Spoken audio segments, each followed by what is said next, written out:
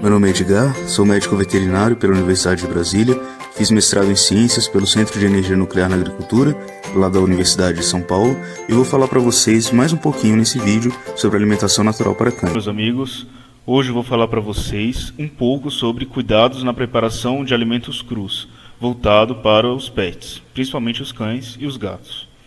Eu tomei como base para montar essa apresentação as dicas dadas pelo FDA, que é um órgão norte-americano, o Food and Drug Administration. Então são dicas muito boas sobre esse tema. Bom, vamos começar.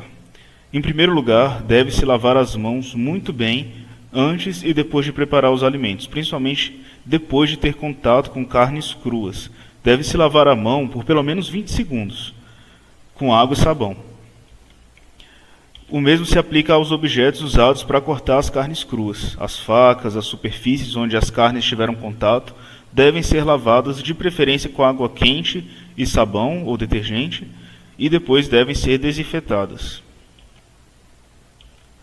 Uma outra dica muito importante com relação às carnes congeladas. As carnes congeladas devem ser descongeladas na parte de baixo da geladeira. Não é bom deixar que a carne descongele de um dia para o outro do lado de fora da geladeira. Isso pode trazer contaminação para ela. Um outro ponto muito importante é que as carnes não devem ser descongeladas jogando água em cima, porque todos os líquidos que são gerados a partir disso podem contaminar superfícies, podem respingar em alguma coisa e deixar ali contaminado com possíveis bactérias e gerar algum tipo de contaminação depois. Então nunca descongelar carne jogando água em cima. Proibido.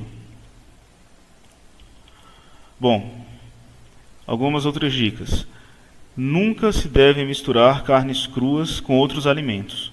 Jamais. Está proibido isso porque isso pode passar uma contaminação da carne para os outros alimentos crus. Então tem que ter cuidado com isso. Uma outra coisa é, depois que o cachorrinho for lá e comer a alimentação natural dele, se não pode deixar resto de comida na vasilha por longos períodos. Se deu 1 hora e ele não comeu tudo, é melhor jogar fora ou jogar no jardim, na hortinha, para adubar ali, porque tem risco de contaminação para o pet. E um outro ponto importante é, não é recomendado deixar que o seu pet, que o seu cachorrinho venha te lamber logo depois que ele comeu a alimentação natural, principalmente se ele tiver ingerido carne crua, e principalmente lambida no rosto. Pode ter algum probleminha de contaminação. Mas